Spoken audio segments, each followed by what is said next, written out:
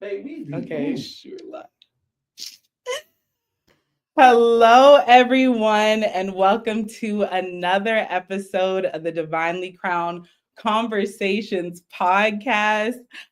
I have not said that in so long, like literally a year, a little over a year, but almost a year. Yeah, over a year. But either way, we'll get into that. But, anyways, welcome to the Divinely Crowned Conversations podcast. I am your girl, Davina, and I'm so excited to be back, you guys. Like, I've been getting the nerve to do this again, and the day is finally here. And so we are starting off season 3 with my first divine guest, which I will introduce in a minute. But before we get into tonight's conversation, make sure you like this video, share this video, tell a friend to tap in, and make sure you comment. With this, my guest and me, we like to talk, and we like to talk back when people are in the comments. So make sure you're in the comments. I have no doubt that this tonight is going to be a great conversation. And yeah, so without further ado, let me introduce, let my guest, my divine guest, introduce himself, Mr. Deonte Cooley. Why don't you say hello to the people? Hello, first and foremost, thank you. I appreciate having an opportunity to finally come on the show. You know, I love the conversation. I loved everything that you was doing in the past. Huge supporter, was always watching, commenting, sharing, and stuff like that. So it feels good to actually be a guest on the show, and I'm curious to see how this is going to go, what type of conversation we're going to have, and the responses, the feedback, or whatever the case may be. You already introduced me, so you know what I mean? I'm Deonte Cooley, by the way, so. For those who don't know him, because there's going to be people out there that don't know him. So, but yeah, so I always like to start by just sharing how I know my divine guest.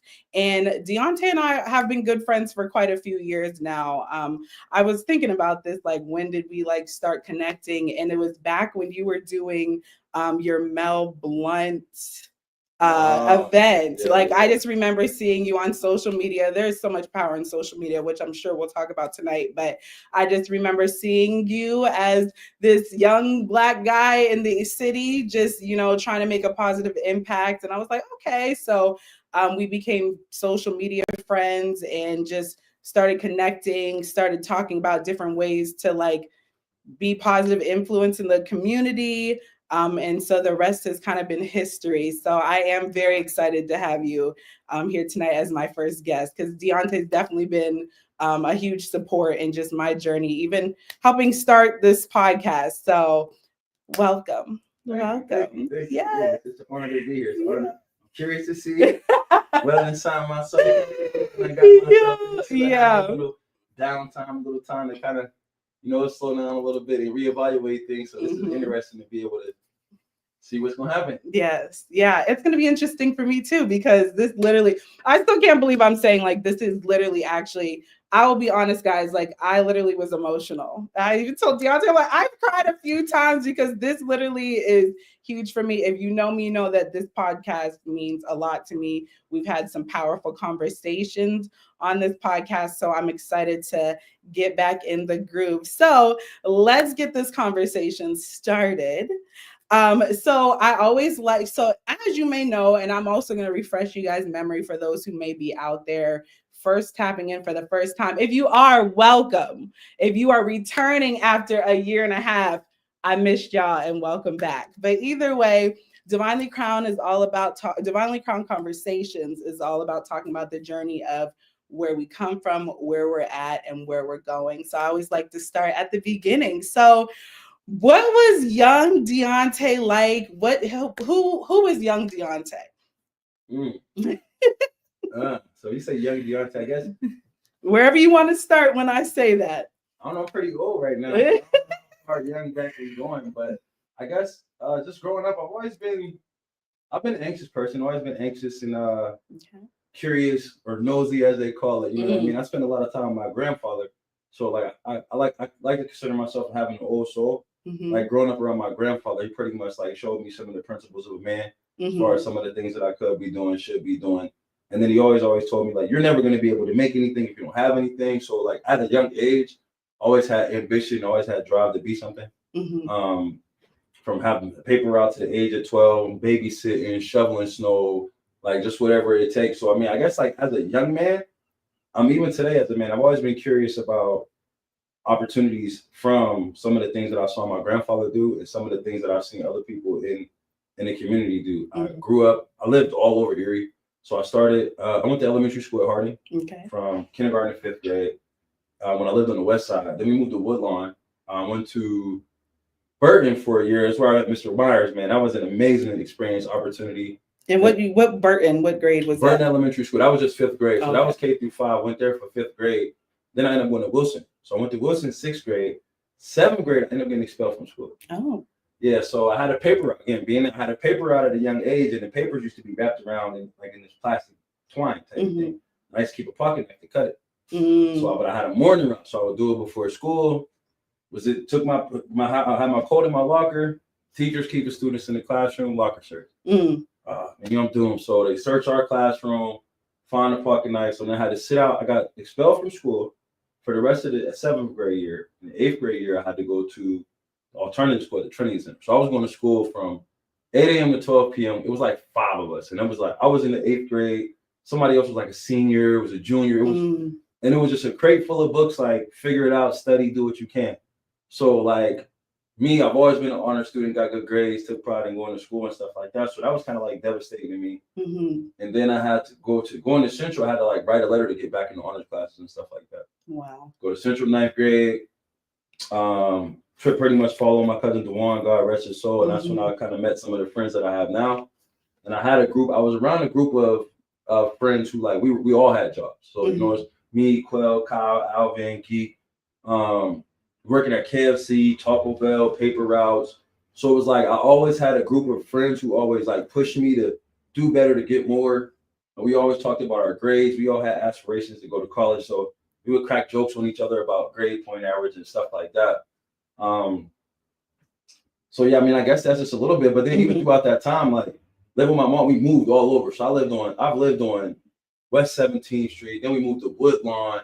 Then I moved to East 24th Street and East 26th Street. I've stayed on East 11th Street, Parade Street, East 3rd Street. So like when I be telling people like I know Erie and I love Erie, like I've been a part of the majority of all the community centers, all of the after school programs. So there have been a lot of people that have played a role in my life as far as like impacting me, both for the good and the bad. You know what I mean? Because I've done some things in my life that I had to grow from, had to pretty much learn how to be a better version of myself through some of the lessons I've learned and stuff like that. But again, I'm not exactly sure when you talk about it. No, that's good. That's good. This is troubles in my life. Yeah. Some good things happen in my life. I don't know, but no, that's good. So I actually I was like, I'm not sure when we're going to get a little deep, but I do want to go back to 7th grade and how you talked about getting expelled, and it instantly triggered, which I was going to ask you this later in the conversation, but it instantly kind of triggered just what's going on in our community now. So I kind of want to just talk about what that looked like for you being in 7th grade, knowing you are this hustler, and from a young age, and getting expelled for ultimately something that you're using to better your life by doing this paper route. So what was that like for young Deonte to get expelled and know that it's because of this knife? So at the time, like when I got expelled, like I had the blue paper box in front of my house and everything. Like me and my mom, we had to go to, it was like an appeal hearing. It was me and my mom, and it seemed like it was just us, her and I against the whole school district. So it was like, okay, we had a zero tolerance rule where, so there was no exceptions for the rule.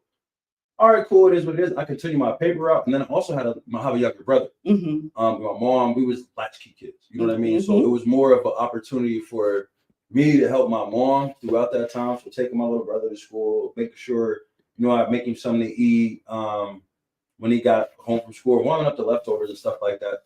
It didn't really have that much of a negative impact on my life because I had my grandfather. You know what I mean? And then I also was able to rely on some of the community centers. So I was going to the Trinity Center, the after school program, and they understood the person I was and, some of my characters. So it really wasn't that big of a deal to me until I got to the 8th grade. Because I'm still I'm on Woodlawn, you know what I mean? Me in the neighborhood, all my friends, they talking about going to school and stuff. And 8th grade, they do an eighth grade dance. Well, at the time they did 8th grade dance, 8th grade graduation. And then that's also when everybody had the opportunity to kind of figure out if they, what college they would, what high school they were going to go to, if they were taking up shops and stuff like that. So I kind of missed out on having the opportunity to be able to connect and link with my friends. But that was probably the most devastating thing for me, because I still was able to go to Central for the 9th grade, but I had to wait a year to get into like the vocational shops and stuff like that. But I just looked at it like zero tolerance means zero tolerance. It really wasn't much to cry about. It wasn't about to put up no fight about it or nothing like that. It was more or less like, how do we move on from this? And my grandfather always had my back, so it wasn't as devastating as it sounds or it seems. But then at that time, I had support. You know what I mean? There were positive men in my life. There were activities and things for me to do. And then my Aunt Gwen plays a major role in my life as well. So she was always able to afford and offer me opportunities that benefited my future and benefited some of the things that I would like to do with myself and that I'm doing with myself. So even just talking about like growing up, you said you had your mom, your aunt, and your grandfather. There seemed to be 3 major people in your life. So is that was your support? That's who you grew up with? Like, take me through that journey of that support system. I gotta fix it. We're gonna need this. Okay. Yeah, I hope you guys can hear me. We're trying out a lot of new stuff right now. So please let me know if you can hear me. I see some people following. So listen, this is definitely going to be trial and error, but let me know if you can hear me. Say hello in the comments, but go ahead. But yeah, no. So my grandfather, like, I just attached myself to him because I used to always go over to my grandparents' house. They lived, and my Aunt Gwen and my cousin Pierre, like, she had him doing so much and he was so involved in stuff. It was more or less like, I want to be doing that. Pierre was doing tap dance. I wanted to tap dance. My uncle signed me up for ballet. So I was taking ballet at a young age while Pierre was doing tap dance.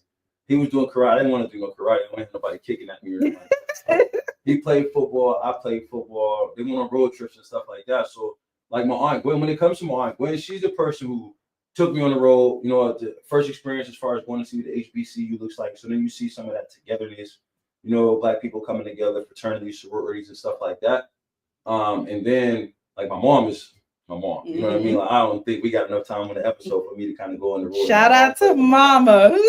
Mom, she's always had my back. I want to say no matter what, for real, but you know, so my mom played a major role in a lot of different things that I have going on. But my grandfather was more or less like, so my dad was my grandfather's youngest son. You know what I mean? Okay. It was like, I wanted that. Pierre was over there at my grandmother's house because they had a band, a gospel band.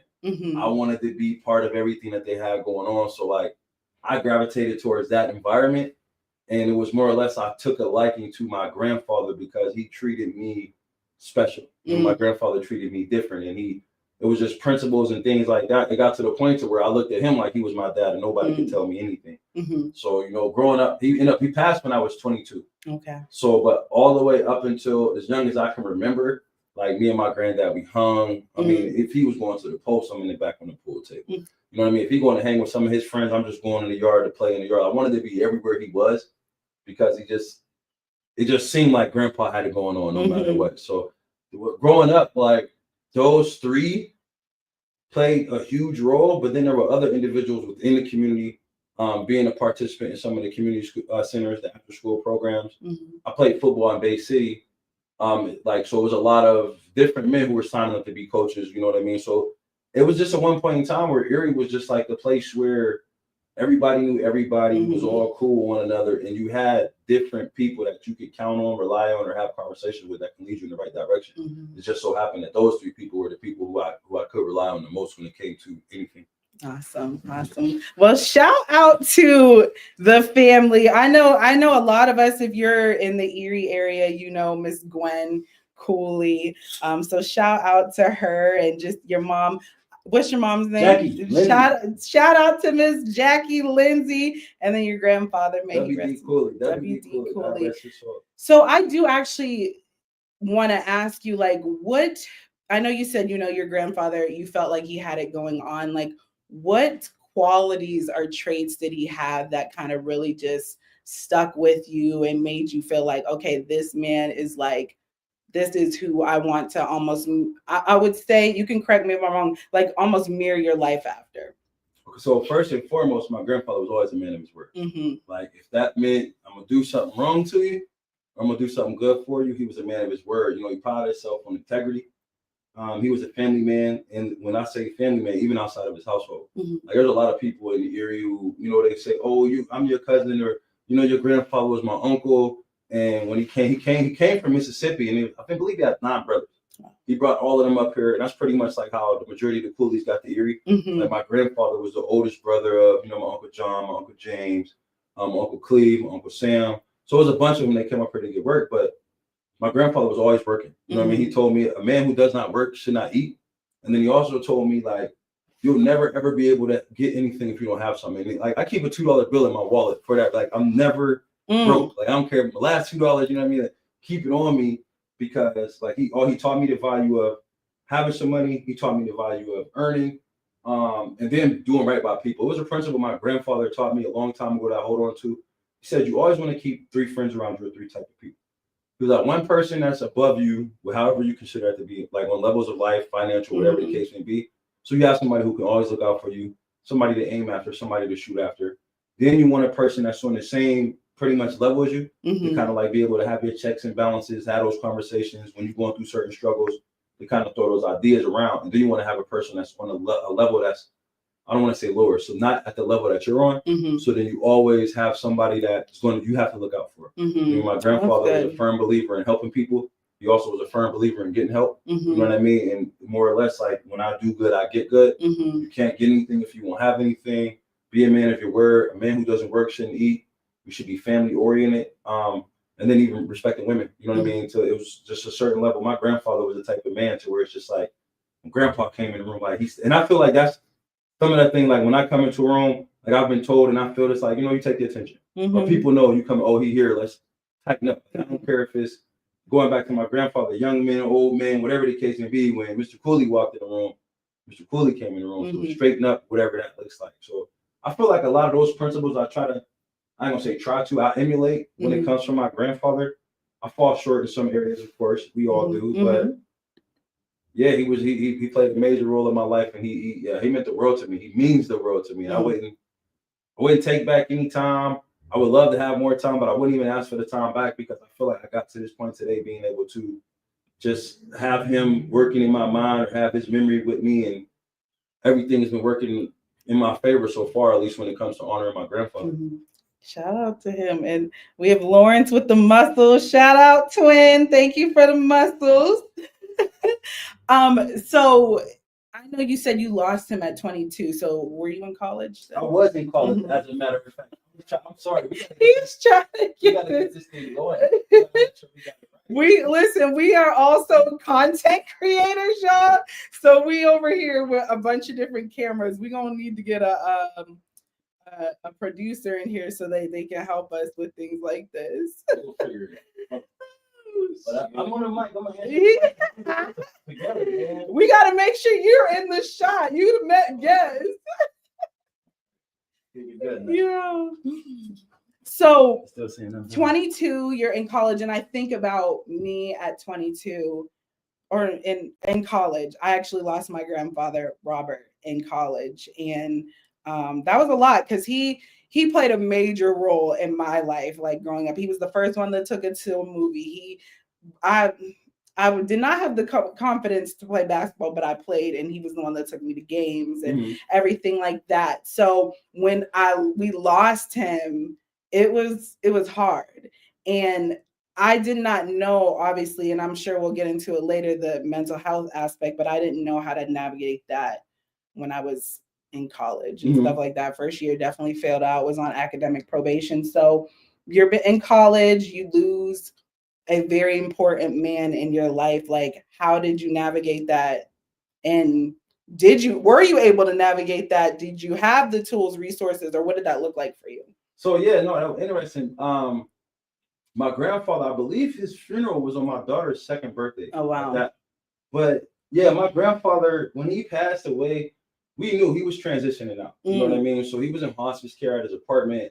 You know, all the family was around. My dad ended up moving back to town from Mississippi. So I would go visit him on a regular basis. You know what I mean? Hold his hand, talk to him, and he still had his voice at one point in time. But I'll never forget the last thing my grandfather said to me though. You know, we up there and he laying in his bed. I'm up there. You know, what's going on, big man? How you doing? He like, you all right? I'm like, I'm all right. Like I didn't be asking you, was you all right? And then my grandfather looked me right in the face, and he said to me, I did all I can do. And when he said that to me, you know, I'm like, wow, you know, I'm like, I appreciate you. I went back the next day, he wasn't talking no more. So like, and then he slowly went down, you know what I mean? So I prepared myself for it. I ain't gonna say, like, I was young, but we knew it was coming, and I had lost my grandmother a while back. So, and my grandfather used to always tell me, I'm on borrowed time. You know what I mean? Like, I can go any day. So he was one of those people, you know, older generation, they, you know, people, some of those people be ready to die. So when that took place, it was like, we honored him. You know what I mean? Honored my grandfather.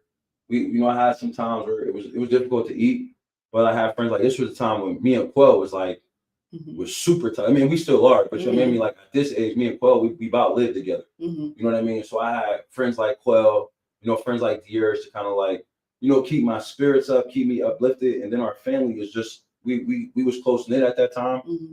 To where it was more of a less like everybody was checking on everybody else to make sure each other is okay. But even to this day, like I probably at the cemetery 2 days ago. I go to the cemetery regularly, you know, and me and my grandfather, we had a thing like we used to collect change. I remember in the year 1999, he said there was a penny with 2 heads on it. You find the penny, it was worth $1 million. So me and my granddad would have buckets of pennies, you know, we're looking for the year 1999. And like to this day, I still collect change. And like when I go visit him, like I'll take some, you know, I take some change out my cup holder and just put it around. When I put a garden out there at the headstones, like I buried a bunch of change underneath the flowers and stuff like that. So I feel like I dealt with it well. It didn't have any negative effects on my life or as far as my mental health. But what it did though was it allowed me to do things that I knew I would not have been doing if he was well enough to know or understand what I was doing. You know what I mean? You call it at the age 22, you call yourself one to hang with your friends and run the streets. And now you're at the age where you can legally drink. You know, had a nice car at the time, Cadillac. You know, we had TVs in there and all of that. Me and my friends, we, you know, call it refund check money. So then we call ourselves trying to make extra money. And I knew my grandfather would not be for any of that. And it was always just like I guess kind of he's passed now, so he can't do anything because I guess my level of integrity wasn't all the way up to where it's just like, well, I don't even gotta worry about this being on his conscience because he ain't even here no more. So I will say I did kind of take some turns in the wrong direction. But again, when you got people around you who you can, I still call some of the people who I was calling on in college. So when you have different people around you in your life, and then when people have expectations of you and you don't want to be a statistic, it was more or less like my friends were going to jail, my friends are getting in trouble. My grandfather used to tell me who to be and who not to be around. I feel like I'd have been a fool to continue to live the way that I was living and call myself honoring his name. So like almost like, so he pretty much was like your accountability partner. Absolutely. So what happens when you lose your accountability partner? Like, how do you find a new one? Do you just, like you kind of said, I guess you were like, I kind of was like, hey, he's not here anymore. Like, how do you deal with that? Or how do you even figure out if you need somebody else to hold you accountable? I mean, I guess it's more or less when it comes to my grandfather, it's hard with me because he was so adamant about the expectations that he had of me as being his grandson that I know today there are things that I have no business doing because my grandfather would not allow. I mean, even I'm talking when it comes to even just having manners. So when you go in the building, you take your hat off, take your hood off, open the door for a lady, letting ladies walk before you. Yes, sir. No, stuff like that. And those are just like small things, but I just know there are certain. So when it comes to accountability, like I know that my grandfather still guides my heart. You know what I mean? I know that his spirit is still somewhere around me. So I'm not going to do anything that's going to upset him. And then at the end of the day, my last name is still Cooley. You know what I mean? That's his name. That's his legacy that I'm trying to continue to build on and expand upon. And I don't want nobody ruining my name. And he worked too hard for his name too. So I guess, you know, understand that. But then what I will say though is people have used that against me. People have used that. Friends who know how cool I was with my grandfather, it's sometimes in my favor, but sometimes against me. Like, what would your granddad say? You know what I mean? But then there'd be times like, you know, if your granddad was alive, he wouldn't blah. And then there'd be times where it's like, yo, you didn't know my granddad that well to be saying that. But I think people even know that much. Like my mom, even in the little video, well, not the little video, but the video, you know, for my mom, like, your grandparents would be proud of you. My Aunt Gwen, her and I were having a conversation. And so everybody knows how important my grandparents are to me, specifically my grandfather. So it's like, it doesn't go anywhere. It's right in the floor. I got a picture of him on my dresser. I go to the cemetery very often. The memories is always popping up. So yeah, no, there was no replacement accountability partner. I guess it was more perspectives from different men who I felt had similar principles as my grandfather.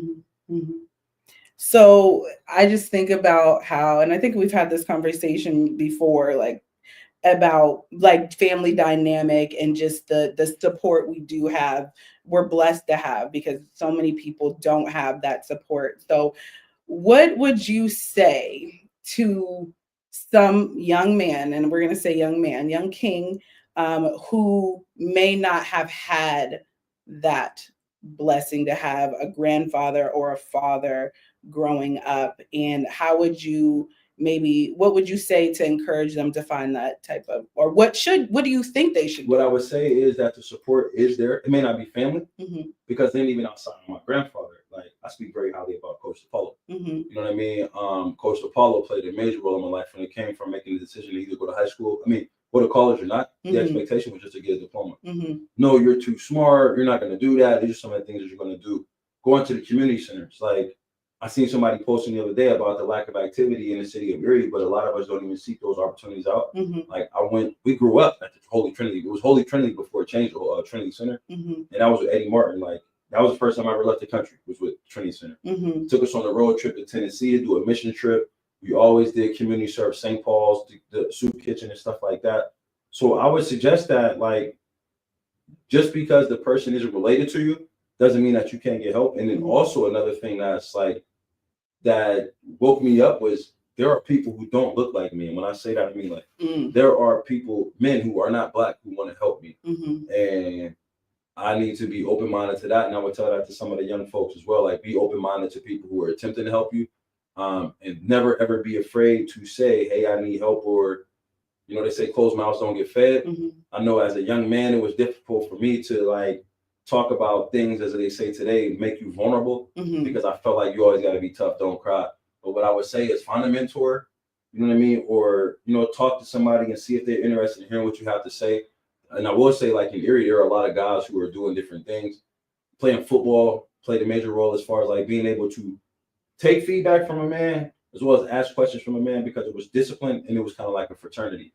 So I would say that just because it's not your grandfather, just because it's not your father, that does not mean that there's not somebody out there who doesn't care for you, who can help you steer your life in the right direction. It's more or less just being open to the opportunity to get the help that you need from somebody who maybe is not related to you or does not look like you. And the more I even talked about that, like, hear you, and those are, I believe that is great, guidance. But I do know how challenging it has been with our young men, young women in this city. So what would you say to the adults, which I just made a post about this, and how I think we lack accountability and so many other things, that our example as adults is kind of hindering being able to connect with these young people. Like, do you have anything to say to that? Or, like, what would you say? What I'll say to, and I've been doing this myself just recently, you know what I mean? Because it was the relationship that I have with my children was, it was a little rocky. And what I'm seeing, or what I'm realizing is like, as I work on myself to make me a better me, it's important for me to include my children as well. Because I think we're in a generation, or we're in an era right now to where a lot of us as individuals trying to figure out who we are, if that's scholars, if that's entrepreneurs, if that's somebody who wants to party all the time, or whatever the case may be. And I think a lot of us aren't realizing that our children are watching us, or looking at us, or they're looking up to us. So we need to include them in those processes. I pick my kids up every day now. Me and my daughters went and had lunch today. My youngest son, we spend a lot of time together. And it's more or less like me taking a look at myself, understanding where I fall short, and then addressing the issue. And when I say, like, addressing the issue, even having to have an uncomfortable conversation with the mother of my children. You know what I mean? Because we always didn't see eye to eye. And it was like, I reached out to her, and we had a conversation. I'm like, all right, like, I know I need to do better. And it wasn't it's like I'm working on myself. I'm addressing all of these different areas, and I knew where I fell short at. So I guess I would say to the adults is like, take a look at yourself, understand where you fall short at, and then do whatever it is that you feel like you can do to address that area, but also include your children, because our children are watching it. And you see people who are uplifting one another, or everybody's on their journeys. You hear a walk journey, or you hear a mental health journey, or you hear a fitness journey and stuff like that. And oftentimes we overly indulge in ourselves, and we forget that other people are involved, or other people are included. So I would just say we all need to figure out ways that we can dig into ourselves to kind of identify where we fall short, and also understand that the young people are watching us, that if those are our children, nieces, nephews, whatever the case may be, and include them in our self-development process, or our self-healing journey, or whatever it is that we're titling it, because there are a lot of people who are doing good, and there are a lot of people who are working on themselves, but then we see a lot of young people who aren't getting the support that they need, or aren't getting the services that they need. And it's easy for us to be like, oh, I'm working on me, but like, what about the young people that come before you? I think that will kind of assist. And then even like us as adults, figuring out how we can have conversations with one another and be vulnerable enough and open enough to accept that feedback when it comes, if it's constructive and it's not a personal attack. And then also, even on the flip side, not always offering your opinion, because I don't like unsolicited opinions or unsolicited, advice, but that's just me. So, I mean, that's what I would say. How do you navigate that? What, as far as not liking, because people do it all the time. So how do you deal with that, or how do you navigate that? Like, if I don't ask for the advice and it's offered to me, I mean, I give the people what they're looking for. I mean, and I feel like people don't always like my answers or my responses, but it's more or less like, I don't have to be vulnerable to you, because we'll get there. I don't have to be vulnerable to you because I didn't ask you for that. So now I can be a little bit more, my ears don't have to be as open if I don't want them to be. You know what I mean? So it's more or less like, I'm gonna listen to you. But I feel like when people offer unsolicited advice, it's more or less just trying to criticize me for where they think I'm falling short, where I didn't ask for it. So it's like, hey, make sure your kitchen is clean as well. But when I'm asking for advice, I know to shut up and to listen. And even when there are things that are being said about me that I either don't like or don't agree with, it's more like, you asked for this, you open the door for this. So, you knock on somebody's door, you can't be surprised when you open it. Okay, hold on, I know you're looking at these comments. I have Angela. She said, Kingdom. Are you surprised? There's been other kings on here, but surprise, we're switching it up. Okay, I got a lot of kings that I want to hear about their journeys too, and I believe that their journeys need to be heard as well. So when you think of Divinely Crowned, at the root, yes, queens, it's y'all. But I also know that I want to make sure that we are all supporting one another as much as possible, because we are in a day and age where we need each other bad. And so I believe that kings wear crowns too. And so, yes, so you will see kings on my conversations. And I hope that you guys, this encourages you guys to have more conversations with one another. Angelica Angel, she said, sounds like having introspection and accountability, and I love some good feedback. Thank you guys for tuning in as well. So let's go back to family, and you talked about you have children, and I know you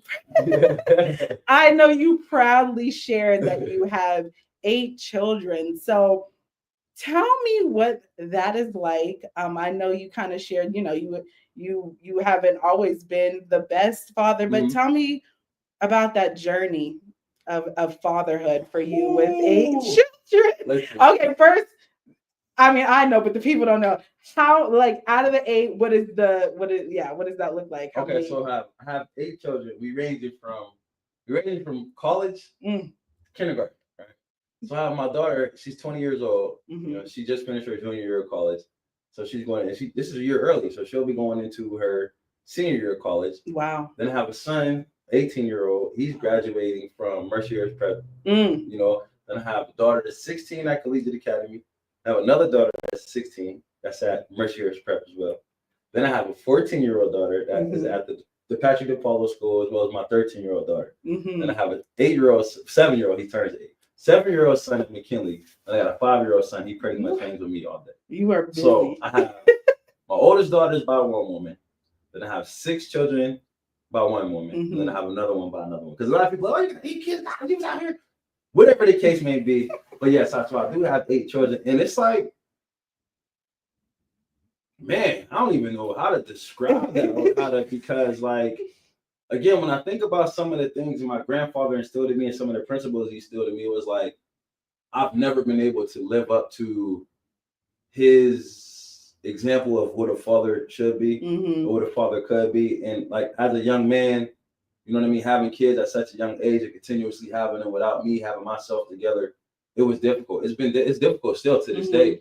And then with not being on good terms with the mother of your children and like kind of have to continuously, because you care for your kids, keep doing what you need to do for yourself, waiting for the days like today that will eventually come around. Because there was times where I'm just like, hey man, I don't care. Like, it is what it is. Like, y'all go do y'all whatever. I was paying child support. I was working at the prison. Man, I was paying my child support was like, it was enough for a mortgage, car insurance, and a car note. You know what I mean? It was like my pay, it got to the point where I was ready to quit my job. Like, this is ridiculous. I'm driving all the way out here. But yeah, it is fun though, because what happens is my kid, it's like 8 different personalities, 8 different versions. Wow. Of me. You know what I mean? So you see all the different moods, all of the different personalities, and it's like, some of it's frustrating, you know what I mean? But it's like, how do I unme me? I mean, and then I got my Tell me how you can do that, because Lord, I have only 2, and the one is the preteen. You said how many girls? I have 5 girls. Golly, 5 girls. My daughter feels like 5 in 1. Yeah. So listen, and then my oldest daughter, like, she keep me on my toes.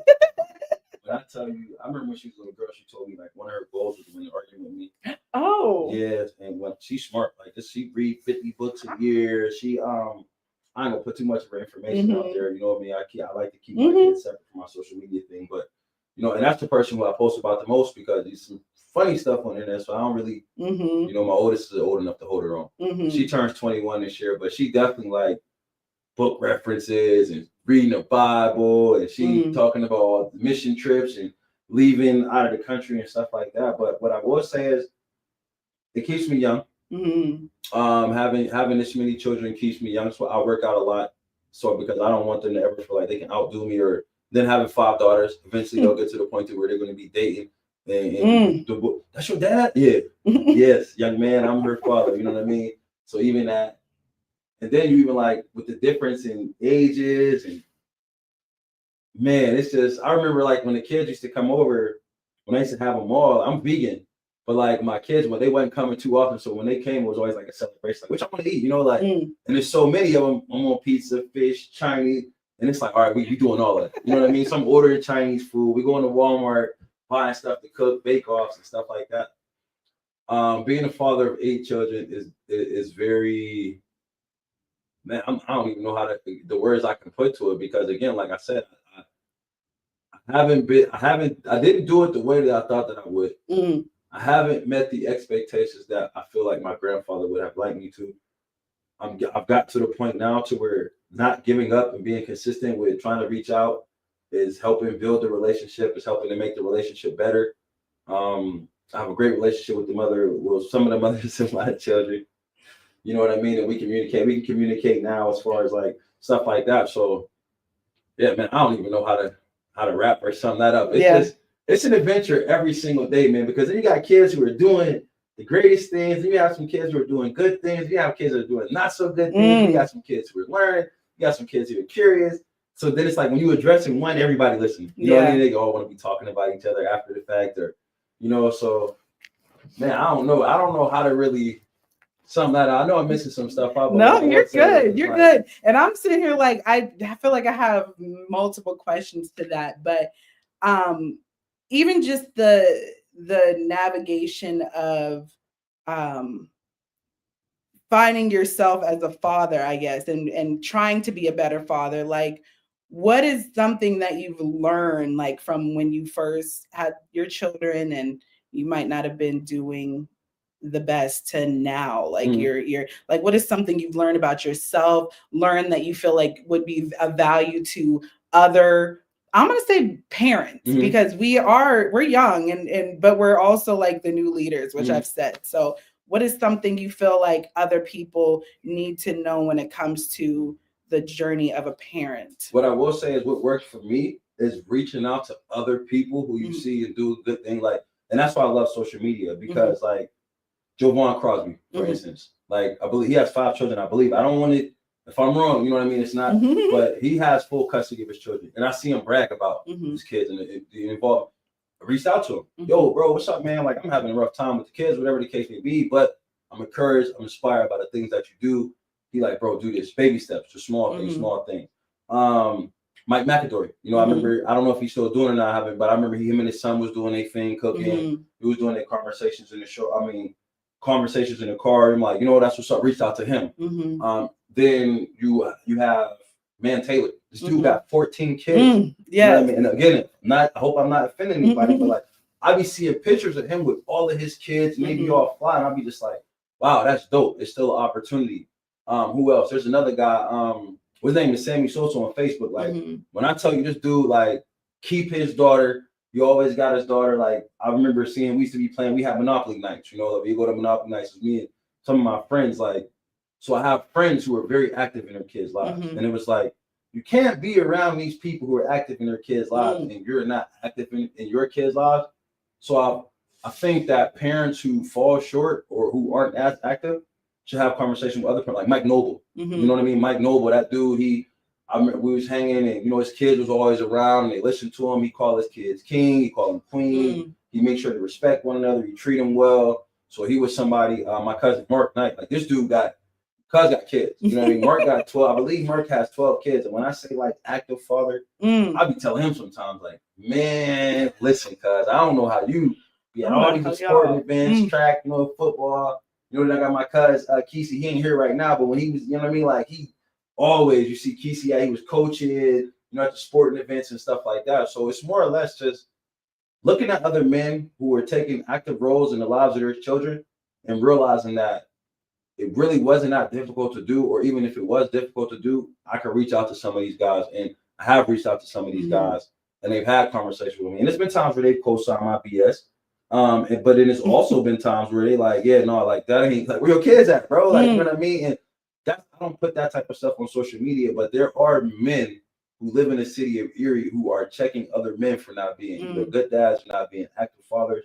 And I put myself out there to men who I seen were good dads, who were active fathers, and I told them these are some of the things that I'm struggling with, and asked for help. Hey, can you have a conversation, or what do we have to do? So I think that more or less we should just acknowledge the fact that there are people who are doing great jobs with their children. Acknowledge the fact that there are people who are active in their kids' lives on a regular basis. Acknowledge that, honor them for that, tell them you appreciate it, and ask for help. That's what I'm not lying. The names that I said, these guys will tell you. Like, they can be like, yeah, I keep receipts. Like I got inbox messages to, like I said, me and Mike talked about kids, Joe Vaughn, Mike McAdory, and Mike Noble. Man Taylor, I reached out to him a while ago when I was doing the show just to tell him kudos to him. I don't think I've ever personally reached out to Day, what's his name, Sammy Sosa on here, but his daughter, he all the time, like cooking with his daughter and stuff like that. So I acknowledge the fact that because I know this is somewhere I fall short, where I'm falling short at, and I've identified people who are doing better in that area than I was, and I wasn't afraid to let them know that I needed help, as well as praising them for the good work that I see them doing. That's good. That's good stuff. Well, I hope they're watching. If they're not watching or listening later, I hope that they appreciate the flowers you have given them. So there's so much. There's so many questions. So I do want to touch on something because I just think of things you said, and then I think of, I mean, social media is our reality, right? You know, more than I think people want to accept sometimes. And that navigation of co-parenting, I don't want you to, out of respect for everybody, I don't want you to get too deep, but I also want maybe you to give some words of wisdom, if you have, or what you have learned when it comes to just navigating co-parenting, especially with 8 kids. So here's the thing, right? With me, I had to acknowledge the fact that I didn't always have the best answer and I wasn't always right. And then even when I wanted to have the best answer, and even when I did have the best answer or wanted to be right, it wasn't in the best interest of my children to open my mouth. And that's been something I've been working on for quite some time. And I feel like that has helped me over these last couple of months that me and my baby mom has been having conversations, is just being open to hearing what she has to say. And then even if I don't agree with it, taking the time to reconsider it and see where she was coming from and why she said what she said before I just, started to cause an argument. So it's more or less just like, again, taking all the way back to myself, like I'm responsible for everything that happens to me. So like, what do I have to do to make them understand where I'm coming from, that my intentions are pure and good, and I just want to be the best father that I can. And then how much BS am I willing to put up with for the best interest of my children? Because there's times, we as men, we just want to stand up. Oh, you ain't gonna talk to me like that. You ain't gonna treat me like that. And then ultimately it shouldn't, and it doesn't always, but it can sometimes have a negative impact on the relationships that we have with our children, or relationships that we would like to have with our children. So it's more or less for me just learning when to and when not to, and then just being okay with being wrong. And I feel like that even just plays a role in relationships in general. Like, and it's almost like and I feel like we, on both sides, we do this. It's kind of like a pride and an ego thing. Like, it's like, no, I want to be right. Because I'll admit, like, those are things that I struggle with too. And on the flip side of co-parenting. So it's like knowing that I'm not always right, or knowing that it's okay if I don't say stuff. So I just appreciate that, because I think those are one thing I do want with these new conversations is real. Like, that's the part of this, because I want people to heal. And I think things like that, those type of realizations and perspectives need to be said. So that we can. Oh, I believe it. I believe it. So I ain't about to say no, and it's and we don't have time. And first of all, we won't get that deep. But I also feel like I get it. We don't. Yeah. But anyway, I don't want to be sitting here trying to make it seem like you're perfect. He's not perfect, and listen. We get it. You're like, boy, you got a hold of one of my baby moms on the wrong day. Man, it was just like, yeah, she ain't lying. I wasn't responding to it. So, but we are working in the right direction, and everything is benefiting our children. And I think that as our children are seeing that we are, and I'm just speaking for my 6 children, as our children see that we're communicating more and we have a relationship, their behaviors are decreasing. You know what I mean? They're understanding that, okay, dad said this, but mom knows that. Mom said this and dad knows that too. And I feel like that be an issue in relationships sometimes as well, is like we have children with people and we get to the point to where we don't want to talk to one another. And I'm saying that's because I have a 20-year-old child. When kids know that their parents aren't seeing eye to eye, they know how they can play one another over one another. So I'm extremely grateful for, being able to get to this point to where we can have this established relationship, to where we can talk about our children, we can make arrangements for our children, to where it's like, I'm not saying anything that's negative towards you. I'm not trying to attack you, and vice versa. She's not saying anything negative towards me or trying to attack me. It's more or less, how can we work together for what's best for our children? And I like our kids are really benefiting from it. That's awesome. And it's only going to get better. You know what I mean? Because now I'm like, people like, oh yeah, I be seeing you with your son all the time, or I be seeing, you got your kids. And because he's the only one who would say record me. Like the other kids, I be trying to. My son be like, record me, dad. Let's make a video. Let's, So me and my youngest son, we spend a lot. Every day. I get him every single day. So yeah, it's working in the right direction. We having good conversations. So I'm looking forward to the future of what this is going to be like now that we have a better relationship as parents to be able to. That's awesome. Shout out to my baby mama. Shout out to the baby mom, the mothers of his children. I'm not gonna say that, but for real, that's important. And listen, yes, I'm sure there's a lot in between there that you can share, but Yeah, it was We ain't crazy. got all the time. Mature. Good. Mature. That's all we taking can. steps in the right direction. That's for good. What is best for our children. Well, I pray nothing but the best continues to come. I got Chantel. She said, "My girl, hi Chantel." So I'm gonna just stay on this relationship topic when it comes to just community support, because it seems like you have a lot of that in a lot of different areas. So I guess take me now through just what it looks like after 22. You're growing up, you're learning, and you have this support system of friends. It looks like you've talked about quite a few friends. I know obviously you personally, and I know that you have that support. So take me through like college, Deonte, friendship. Take me through that. But before we do, hold on, let me my mom is in the chat. We're going. Oh, also, guys, I will be doing ads and sponsorships because listen, Divinely Crown is back, and if you want this action, y'all gonna have to come pay for it. Okay, no play. But anyways, Mama Paisley, she said, freedom is acknowledging that you are growing in life and making life easier by respecting your baby's mom and or dad. Forgiveness and peace goes hand in hand. Glow parents, parenting is not easy. Yeah, we could have a whole segment on just that alone. I ain't doing that a segment on that. We still growing. No. We'll have other parents but parenting in general, like I get it. Parenting is I'm just saying we need to have a conversation about parenting in general because it's hard. It is hard. You can stay out of that one. Yeah, you just keep. We'll reach out in about 5 more years to see what. But okay, so either way, we were talking about just that journey of college. You went to college, yay. Go ahead, black man, going to college, graduate. We'll get into the other stuff. But tell me about that. So college. All right, so like I said, I wasn't gonna go to college. My mom said, get a diploma, you're good to go. Coach Apollo, God rest his soul, pushed me into college. Go to college, playing football. So freshman year, I was on a scholarship.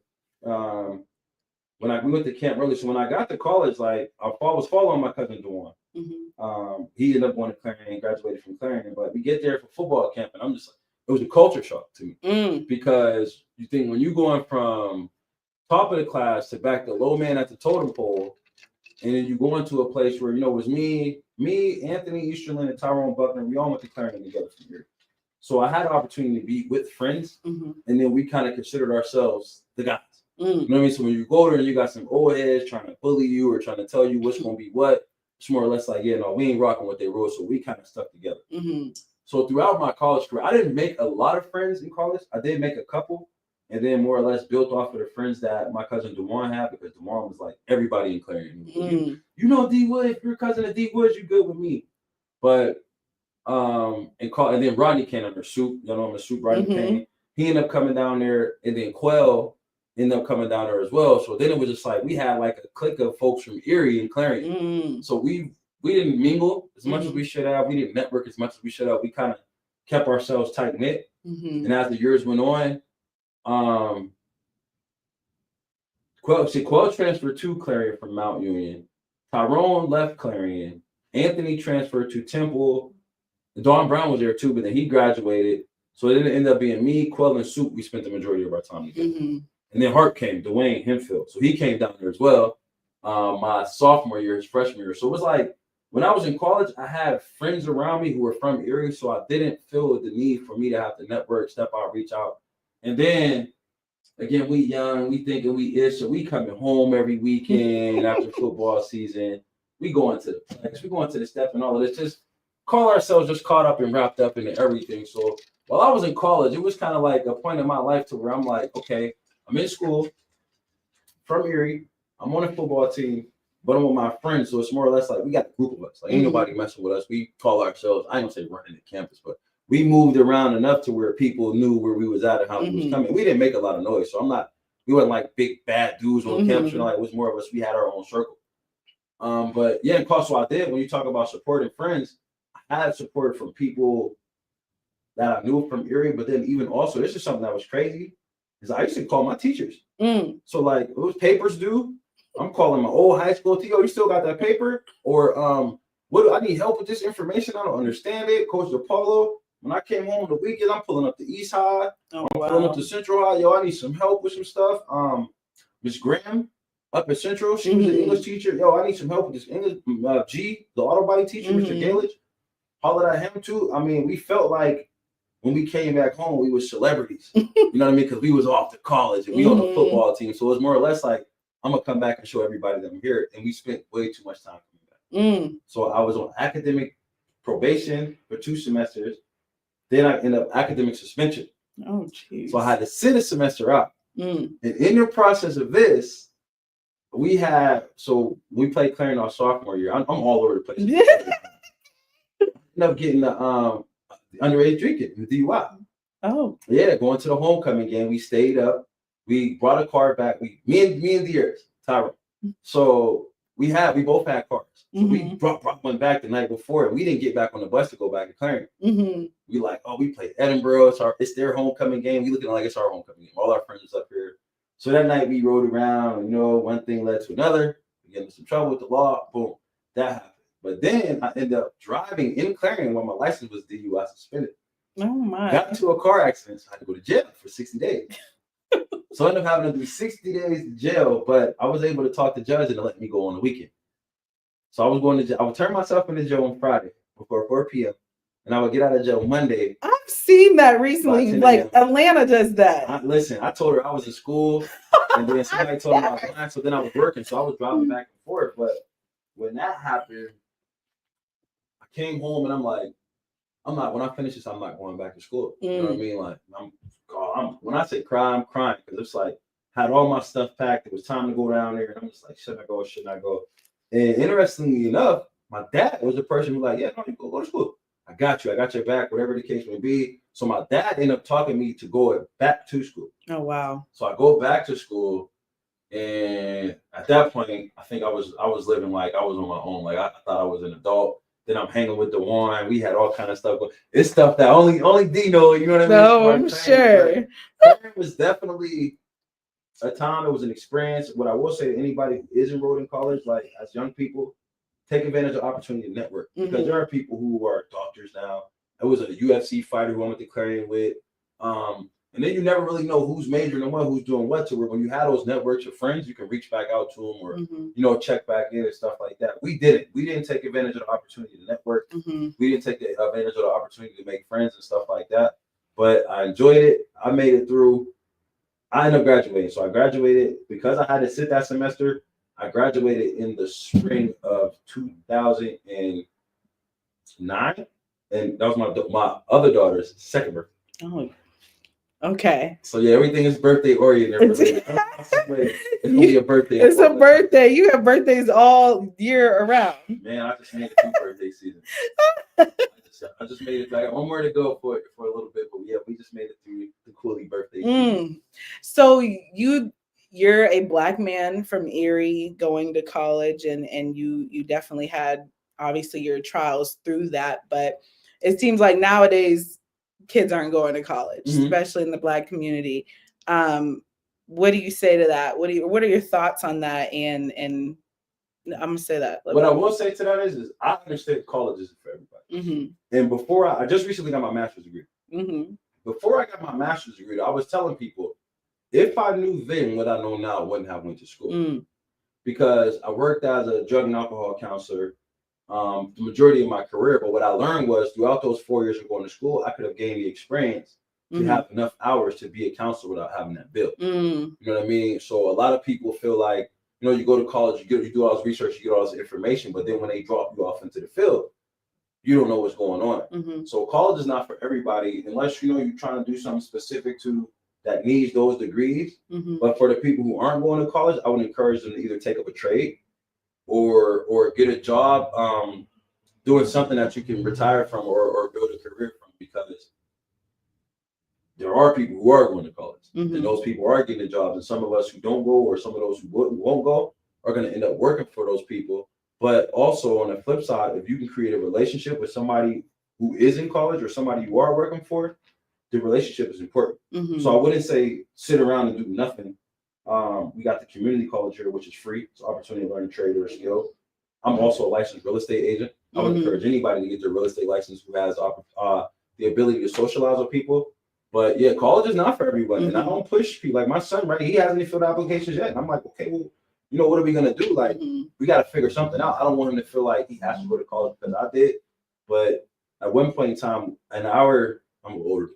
So in my era, it was kind of like, back in my day, if you don't go to college, who are you? You're a failure. And then everybody was, oh, athletes. We got all of these letters. You know, we got all of these scholarships. We got all of these offers. We got guys like, I remember that. Jovan Johnson, Jovan, Dawan, when them dudes, when the letters got to dropping, because they ordered them. You got Charles Rush, like we seen, they was on a newspaper they got articles with them just holding bags with college letters. I'm like, dang, that's what that's like. We don't see that today. You know what I mean? Well, you know, social media is different than a newspaper because now it was like you had to wait for it. So, you know, I had to wait to see Jovan on the news. I had to wait to see. I remember them days. You know what I mean? Or like, where's he going to pick? Now you can just. So I think like a lot of people aren't interested because we don't put the emphasis on it. And then also Agwe, you know, she played a role in that. We have TV shows like A Different World. Yeah. You know what I mean? Stuff like that. I don't think that young people are being exposed enough to college. They're not being exposed enough to the concept of college.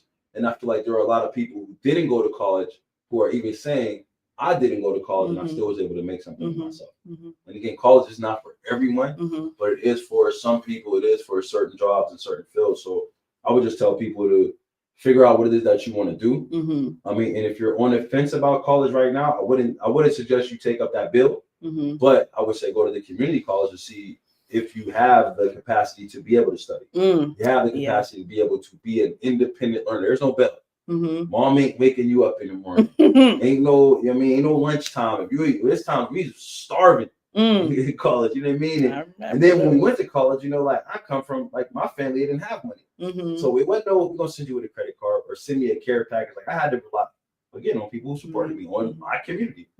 So yeah, I think people aren't going because college isn't for everybody, but I would say that everybody needs to find something that they can do that's going to benefit their life and benefit their goals and their dreams. Awesome. So we're coming back to Erie after college, and I know I always said I'm leaving Erie. I'm leaving. I still want to leave Erie so bad, but you have a very strong passion for our city. Love it here. And I want to know where that comes from. Why? Like, why? What is it about our city? Because I always see these things, like even like social media, like people always tell you, people that have moved out here is like, take a chance, move out of Erie, like your hometown, like you have so much offer, blah, blah, blah. Like, what makes you so passionate about Erie? Like, and why didn't you leave, especially after you got a whole degree and you could have probably gone to a place? I love Erie. So when I say I love Erie, like I was born and raised here. There was plenty of opportunities for me to do so many things.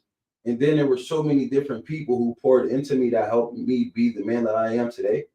That it's more or less like, how could you not love Erie? Like, we got the water. I mean, we talk about like fishing, renting a boat, you know what I mean? Or just, you know, we got all 4 seasons. Everybody know I love the snow. So, you know, them snowstorms come. I love the snowstorms. You can get to anywhere in 10, 15 minutes. I mean, you can walk, ride a bike, wherever the case may be. You ain't got to worry about being on a freeway, being on a highway.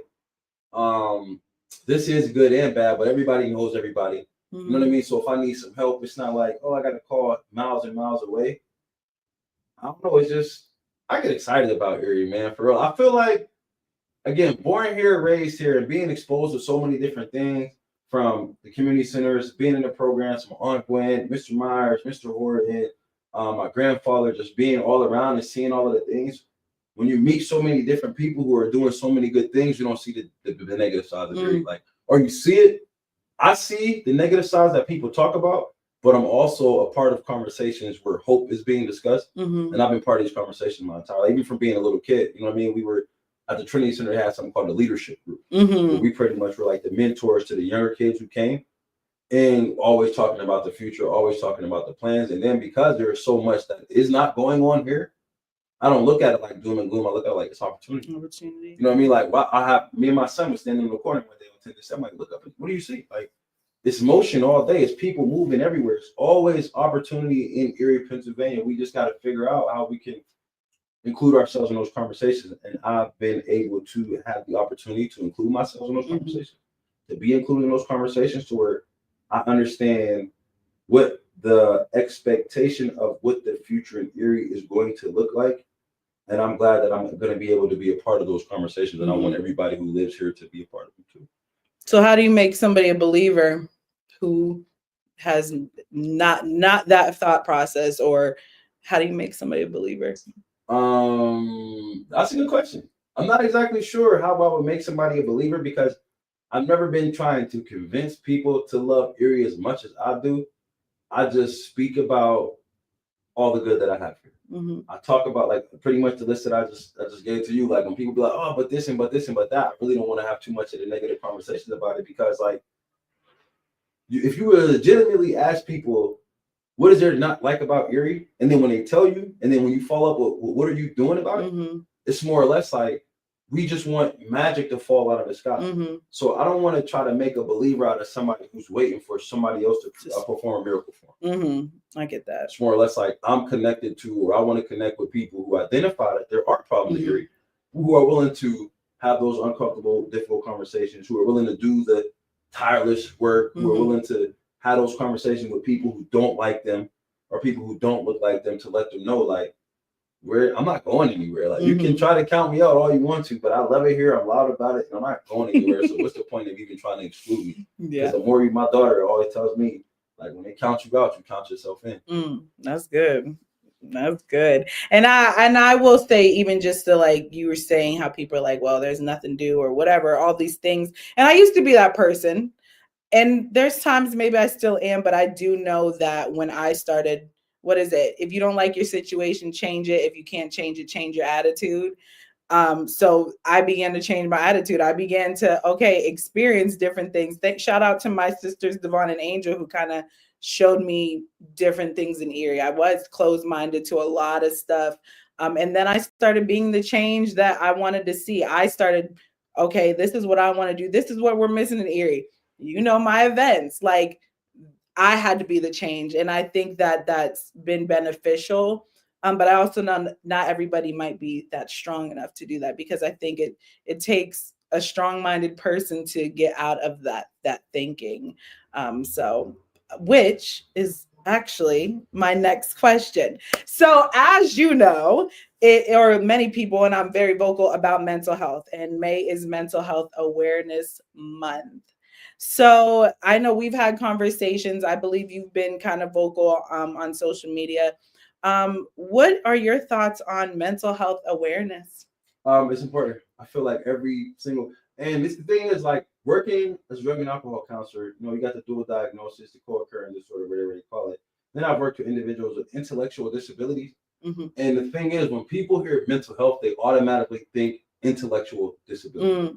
So people hear mental health and they associate it with the word crazy.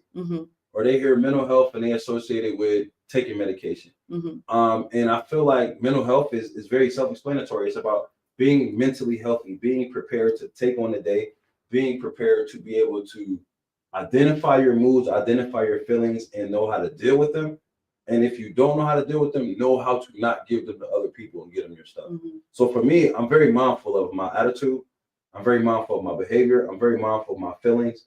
And when I get to points where I'm at my wit's end, like I have a therapist, hey, I need a session. And it started with me, like it started working at SCI Cambridge Spring. I was talking to a therapist over the phone, started twice a week, then slowed down to once a week. Then it was every 2 weeks. Then it was every month. And then it was as needed. You know what I mean? Because I have conversations, you get an unbiased opinion. So you know what I mean? When you're a strong-minded individual, I consider myself to be a strong-minded individual. People don't want to butt heads with me. So it's more or less either I'm right or whatever, I ain't gonna say nothing. So talking to a therapist is like, my therapist, she didn't have any skin in the game. It was unbiased. So she'd be like, yeah, no, you was tripping. You shouldn't have did that. You shouldn't have said that. And I needed that. So then the more and more I got it, I was able to evaluate myself and the things that I was doing, how I communicated with people, how I cared for people, how I communicated with myself, how I cared for myself, and then understanding the importance of being emotionally intelligent. Working as a drug and alcohol counselor was a cognitive behavioral therapy program. So it's more or less like your thoughts, your feelings, and your actions. So I feel like everybody should be aware of how they are mentally, understand what you can do for yourself when you are feeling feelings of discomfort, whatever those feelings are like to you, and being okay with not being okay as long as you're willing to either do something about it in a positive manner or sit and think it through before you act on emotion irrationally. I remember running groups with women in groups, and I would say, like, we were sitting in jail, like, how many of you all would not be here if you just sat and cried for a second? And they never really considered that. And I'm like, they're like, what do you mean? I'm like, think about it. Like, whatever led you to where you are right now, like, I'm pretty sure it started somewhere to where you didn't want to feel it. You acted on emotion. And one thing led to another, as opposed to just sitting there and being like, man, I don't like the way that made me feel. Like, and not drink it away, not drug it away, not fight it away, but just let it hit you. I cried. I've cried tears of joy. I've cried tears of anger. I've cried tears of anxiety. Like, I'm not afraid to let my tears flow. I go to the cemetery. I let them flow. Like I said, I talk to my therapist, but like, I believe that people need to and I read books. It's a book called Emotional Intelligence and Emotional Intelligence 2.0. You know what I mean? As far as like really truly understanding what being emotionally intelligent means and being able to be okay with expressing your feelings, and then also sometimes unapologetically. Because I don't have to cuss you out to let you know that you're overstepping my boundaries, that you're offending me, or even or setting a boundary with you, and being okay with you not being okay with me setting that boundary.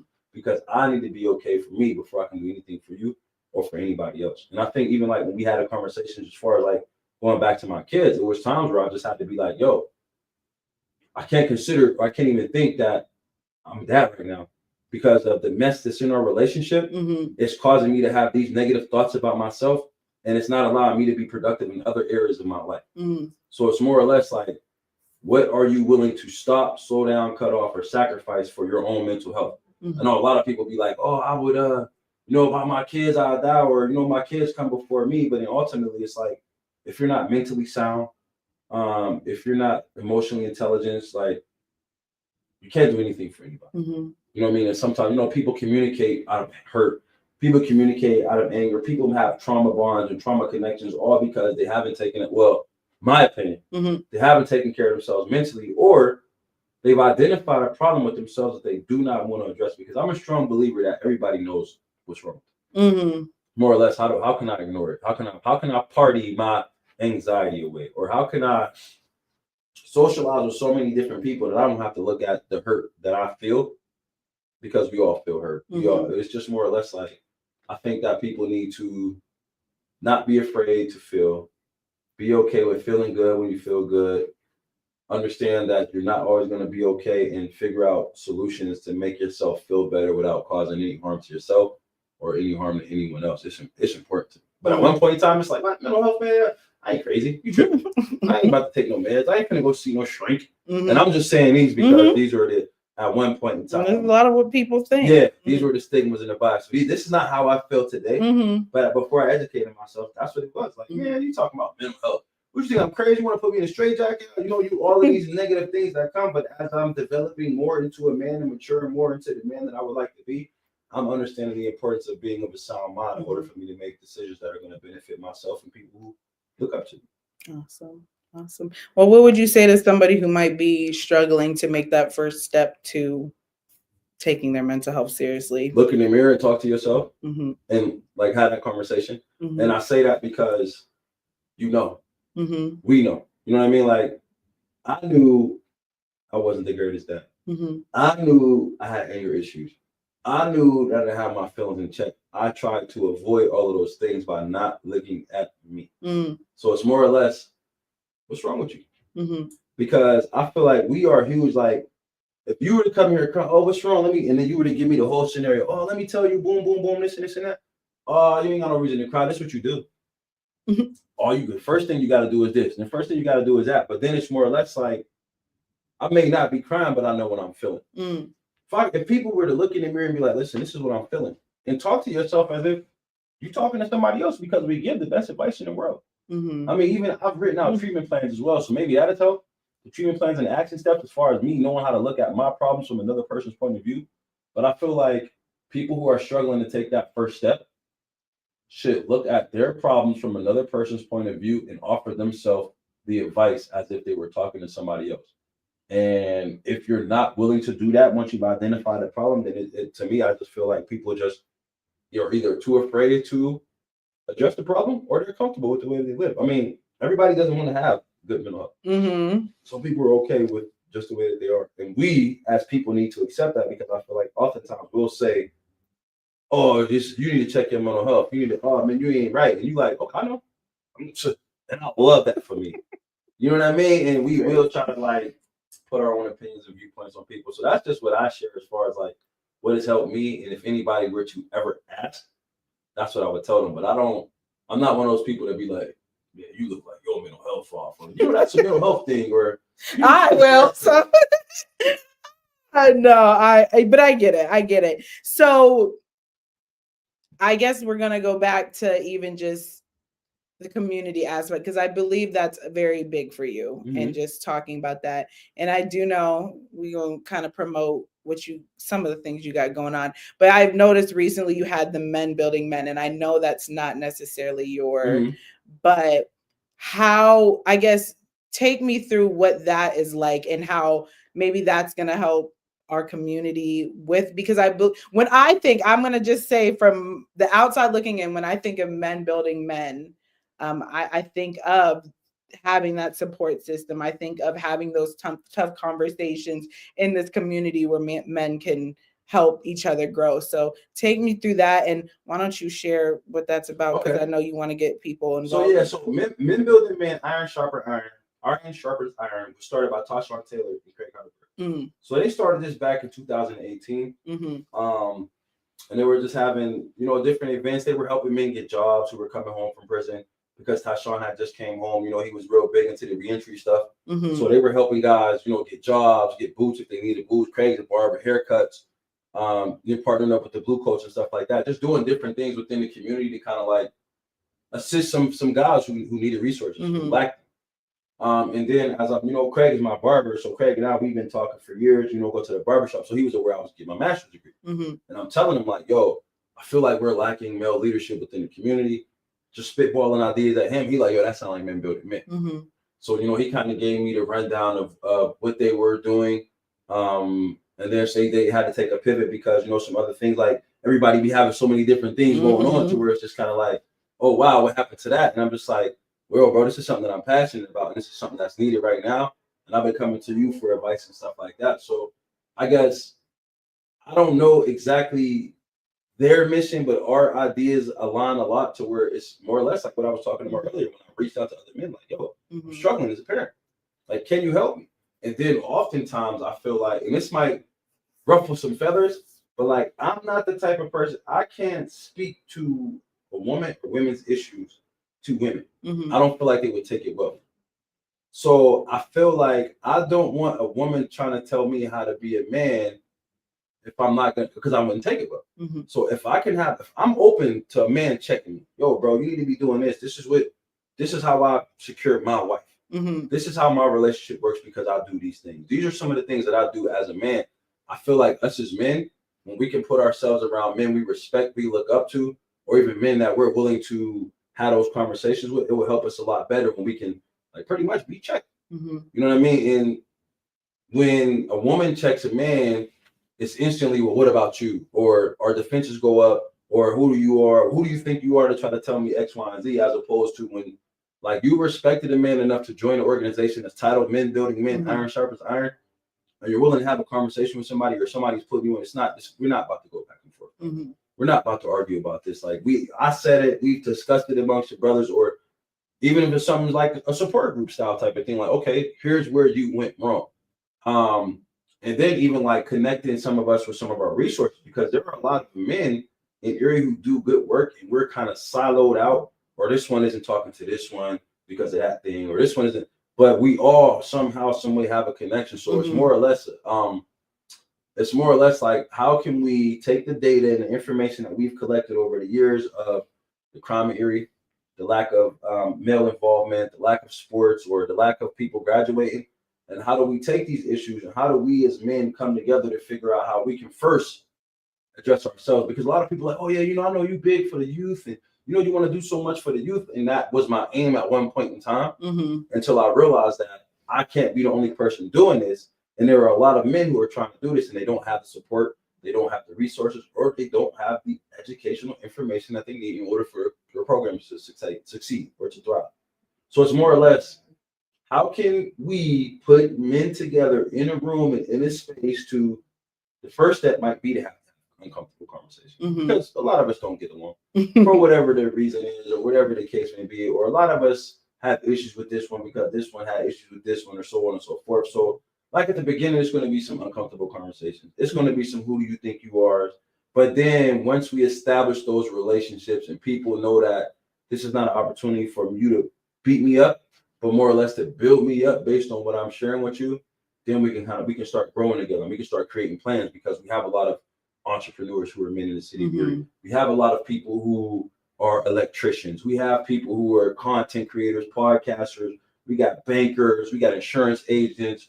There's so many different things at the minute, and this is not even a race thing. This is all over. The men building men thing is we got some guys who reaching out. Like me, Craig, and I've had a bunch of meetings with some guys. So it's not even like black men building men. It's men building men, because I feel like they say you can't see the forest through the trees, right?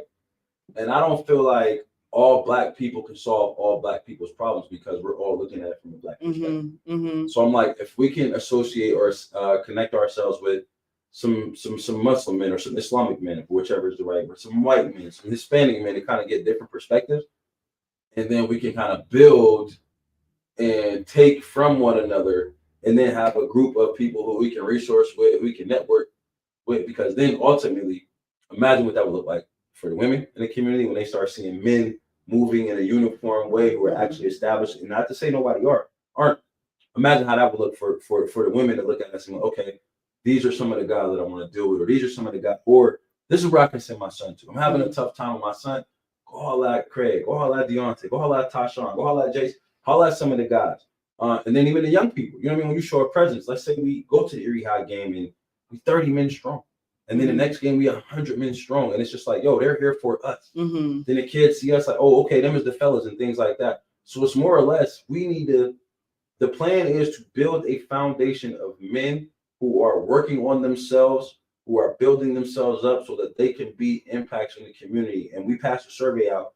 So the survey had questions about arts, entertainment, mental health, real estate, education, employment, and things like that, because I understand that every man isn't on the same level as every man, and some people have a difficult time opening up and saying those things. So what we would like to do is just create a space for men to be vulnerable. If it's, hey, I can't read, bro, let me teach you. I'm not here to climb. Hey, I can't do math. Let me help you. Let me help you get a GED. Let me show, and even like sexual education, like let me show you the places where you can go get a free check, or let me show you, let me talk to you about some of the questions you're supposed to ask your doctor. This is how you talk to your son. This is how I talk to my son. This is how I talk to my daughter. And then even like I don't want it to be a kill the head and the body is dead type of mentality. Like, we all are leaders. What does that mean? Because it's people who have programs that, like, if something were to happen to this one individual, we don't know what's next for the program. So I want us all as men to understand that we are all leaders within our own rights, and then we all have a say so on what we're going to be doing as men, and we can all lean and rely on one another. So that if somebody might look at it like, okay, well, I know if Deonte get in trouble, that's done. Or I know if Craig get in trouble, that's done. Or I know if Tashawn get in trouble, that's done. We're more or less looking at it like, how can we all create ourselves to be on a equal playing field, to where it's like, any one of them dudes that I call, I know I can get the support and the resources from, because they all connected. They all having those same conversations. So yeah, Men Building Men was more or less like, that was their organization and my passion. And Craig and I, from the conversation that we've had and how we built our relationship and the momentum that both him and I have gained, it was more or less like, okay, let's get this thing back going that y'all had going. Let's figure out how many people we can get involved, how many people we can get interested. And we actually got a meeting. Craig got a meeting tomorrow to talk about Men Building Men, because we sent out some emails. We've been getting some responses. So we're about to have our like first intro meeting or whatever the case may be. And the goal, what I'm projecting, I'm gonna say it loud, I'm projecting that we have our first meeting or meeting, whatever you want to call it, the weekend of Father's Day, like Saturday or Friday, right before Father's Day, to kind of like, I feel like that would be a perfect opportunity. It's just a perfect time for us as men to talk about being men. And the first thing that we can talk about is being fathers. Mm-hmm. Because I know I struggle, and there are men who are on my social media feed who have helped me become a better father. That's good. And that's good. I love all that you were saying, like the vision for the group and that layer of those tough conversations, because I do believe that we men and women struggle with that. It's having the tough conversations when it comes to, okay, there might be some tension or something might have happened along the lines. And so I will say, I personally feel this is a man and woman thing, that those tough conversations need to happen, especially to heal relationships, this community, heal these children. Like, I think that we are having a hard time having those conversations. And it's like, we do need, and this is where I think the older peers might come in, is like, hey, we need your guidance. Maybe how did you guys deal with these tough conversations? And then us really looking at ourselves and saying, how do we have these conversations? And might not feel comfortable. You might know yourself, as in saying, like, you might know your normal reactions, but how do we get past that so that we can bridge the gap? Because there's so many gaps that need to be filled. And I believe it starts with having the tough conversations, the uncomfortable ones, and really looking each other in the eye and saying, like, hey, this is what this X, Y, and Z, so we can get to the next level. So I really hope that this whole group like really takes off, because I do believe that we need strong men that are supporting one another as we are growing as the new leaders. So I'm excited about that for you guys, and I can't wait to see, what happens. Look out, y'all, for their group coming, men. But along those lines, like, I know we could go all night. Okay. But I got kids and I got to make sure they go to bed. But I know that you have done a lot in the community. And I guess I just want to touch on that. Like, what are you most proud of what you've done so far? Like I said, I mean, I first ever saw you when you were doing it's Mel Blunt, right? Mm-hmm. Football. He does football or whatever, and you did a youth program. Mm-hmm. But like, what are some things that you're most proud of when it comes to making a positive impact in our community? What am I most proud of making a positive impact in our community? I guess I would say that Mel Blunt trip. Mm-hmm. And the reason why I say that is because, like, that came off of a whim. Like, I was working for SCI Cambridge Springs, and they were doing like a youth summit at Heinz Field. And they picked 2 people from the jail to go out there to talk to a group of kids. And it was me, and it was another counselor, and then the unit manager pretty much came, I guess, oversee it or whatever. So they had breakouts. So when it was an NFL thing, so it was all NFL Hall of Famers who did it. It was like 4 or 5 of them. So my breakout session, I had a group of kids, and I just had to pretty much talk to them about, their negative behaviors and how to turn negative to positive. And there was a gentleman by the name of Aeneas Williams. He used to be a cornerback in the NFL. Overheard everything. He pulled me to the side. Hey, young man, let's talk. I was like, blah. We had a conversation. So I want to pray with you. We gave him a hand. He prayed, and then he was like, here's my number. Take my contact information. If you ever need me, reach out to me. I'm thinking, yeah, whatever. Larger than life, blah, blah, blah. So I get home, reach out to him. Hey, this is Deonte. We met. Boom, boom, boom. He was like, yeah, well, I live far away from you, but I have a friend, brother, Hall of Famer. His name's Mel Blunt. Reach out to him. Tell him I gave you his number. So, all right, boom. Look him up, because I'm not a Steelers fan. Mel Blunt. Yeah, he was tight with the Steelers. He was cornerback. He the reason why they changed the rules in the game, the bump and run. He's from the South. Like, he's very active in the community. He has a ranch in Washington, PA. It's 330 acres, ropes course, all kind of different stuff going on out there. But yeah, I reached out to him. So reached out to him. Hey, Mr. Mel, my name's Deonte. Boom, boom, boom. Aeneas Williams told me.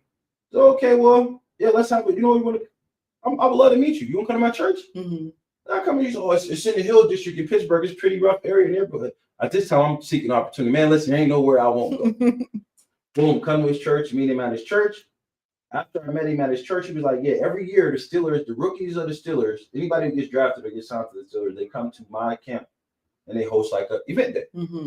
So he's like, you want to come? You interested in coming? Oh yeah, of course I'll come. So I went, and I believe it was either June. When is the draft? April. So it was either in May or June. It might have been early June. So I seen it. It was kids all over the field. the Steelers bus pull up, all the players come out, they get out. So I'm just seeing the ropes course, the events, everything that's having fun. And I'm out there and I'm like, hey, yo, I want my city to experience this. What do you mean? I'm like, it's horses out there. He's a cattle farmer. He got bulls out there, land. It's a little pond or on his land and all of that. Like, so he's like, what do you mean? I'm like, I want to host one of these events. She was like, if you want to, you can. I'm like, okay, what I got to do? So, we get together. His wife pretty much oversee everything. So we had a conversation and she was like, when do you want to do it? And this was at the time where I was doing the Reds 11 thing. So I'm like, okay, well, we got to have it on the 11th, whatever day of the month it is. And it was like, I think as a Saturday fell on August. So we had it on 8/11, 2007. That's how long ago it was, 2017. Dang, that's wild. So it was like, all right, go there in June. We're going to plan an event in August. So I'm like, all right, I got to put a committee together. We got to do some fundraisers. So like, I put a group of individuals together who was willing to help. We had some fundraisers, sponsors. And when I say 2 months, we got Country Fair sponsored. The Booker T. Washington sponsored us. People was making donations. We had a casino night. We had a silent auction, all kind of different things. And then even like I had to borrow some money. So what ended up happening though was we came up with a budget, all of the stuff we wanted to do. The Booker T. Washington Center was like the main sponsor. So I paid for a bus. They paid for a bus. We ended up getting it was crazy. I was going through some drawers. I found out we had 125 kids come. Oh, wow. 125 kids and 40 volunteers. 2 coach buses come from Erie to go to Pittsburgh to enjoy. We called it Erie Day. To enjoy the entire day. They was out there all day. We fed them on the bus. I was raising enough money to feed them on the bus for breakfast. We had a whole barbecue out there. We raised enough money to, and then on their way home, they went home on the bus. It was crazy. I went the night before to go set up and everything. I actually lost the car. Like transmission went on the highway. I was like, oh my God. Oh, that's no fun. But like to see, and I still be looking at the pictures on my Facebook, like to see the look on them kids' faces and like to watch them play and all of that. Land, it was just like, wow. And it was even some of the adults. Like at one point in time, the adults was leaving the kids to just go wander the land. Like, I can't believe this is, then it's like, oh, this is Mel Blunt stuff. So like that was a great experience because it was kids who had never seen a horse before. You know what I mean? It was kids who never left Erie before. It was kids who never rode a coach bus before. It was grown adults who like always wanted, Mel Blunt is Steelers fans in Erie. So like, wow, we're on his land. We're at his youth camp. So like that right there, I guess that was my most impactful on the community.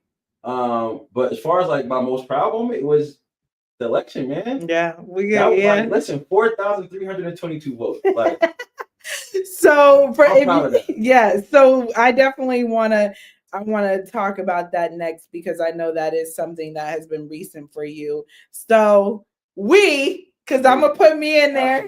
Absolutely. Just wrapped up the first ever time of you running for Erie City Council.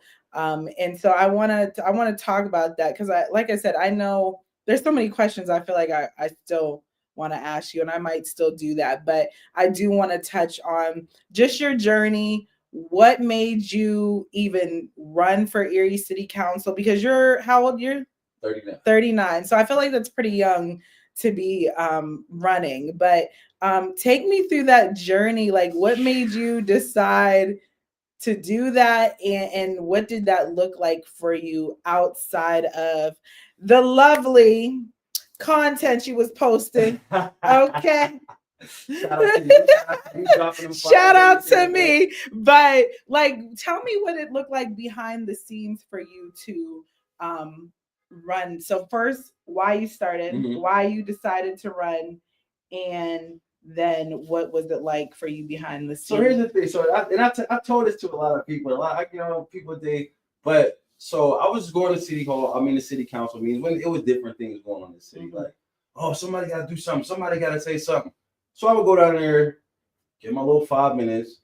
Go down there, get my little 5 minutes, and I was challenging them, calling them out. And then I would notice that they was listening to me. So Chuck Nelson reached out to me. Hey man, let's talk. We sat down, we had lunch one day. He was like, yo, you always down. He was like, you ever think about getting in politics? I'm like, man, I don't know. I really ain't a politician. I got a slick mouth, man. I don't want to be scrutinized, all of that. So, oh man, that's something you think about. I got a slick mouth too, this and that. People say things about me, but something you should consider, something you should think about running. So I'm like, all right, cool. You let me know what the time frame was. So, me and Chuck stayed in contact with one another. And he was like, hey, what you going to do? You running? Mm-hmm. So I was like, I don't know, Chuck. He's like, well, listen, man, I've been paying attention and watching. If you're not going to run, maybe you can help me with my campaign. Mm-hmm. So then we met one more time. So I'm, having a conversation like, yo, why do you keep bringing this to my attention? Like, why do you want me to run? And we sat down and we had a conversation. It was very, very transparent, Chuck and I. And he explained some of the things to me about city council, explained some of the things that he'd been through and stuff like that. So when he had said it to me the way that he said it to me, and I actually learned a little bit more as far as what city council does, it was like, okay, I'm gonna do it. Like, when is petition signing, February 18th? Okay, boom, I'm gonna do it. So Chuck Nelson was probably the first person who knew that I was gonna run, because he's the person who, like, a lot of people said that you always down, you're running, my mom, you just, but he was a person like, I will walk you through everything. So Chuck was the first person to know, and then I had a conversation with Susanna Faulkner about it, because I know she was on city council for a little bit, and I asked her opinion as far, because she's young, what she thought, and she was like, oh yeah, it would be great for you, blah blah blah. And I told her, listen, I'm thinking about orange. She was like, what color signs you gonna have? And I'm like, orange. She's like, orange, that's kind of untraditional. People use blue. She's like, but I love it. If you're gonna do it, do orange, be loud about it, and just boom. So that all happened. And I think me and Susanna met in like December.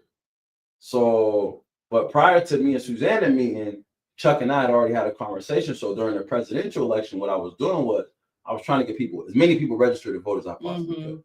I printed 100 QR codes out, and I was just dropping them off at bars, barbershops, convenience stores, and stuff like that. And I never told anybody why I was doing it. But what I did know was, in order for me to get the city council seat, I would have to have 100 signatures. That time I'm thinking, I might not be able to get 100 people to sign for me, but if I can get 100 people that I know for a fact will, then that was a push. So we fast forward to February. Petition signing was February 18th. So the beginning of the month, there was a meeting at Golden Corral. It's like a labor union meeting.